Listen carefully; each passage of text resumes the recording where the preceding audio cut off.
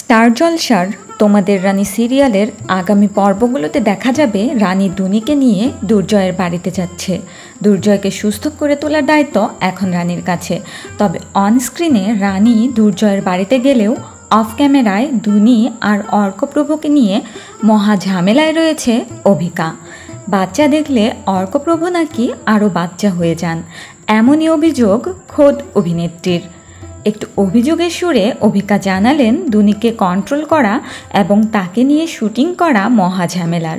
প্রতিটা শট দেবার পরেই দুনিকে চকলেট দিতে হয়, তা না হলে শট দিতে চায় না দুনি।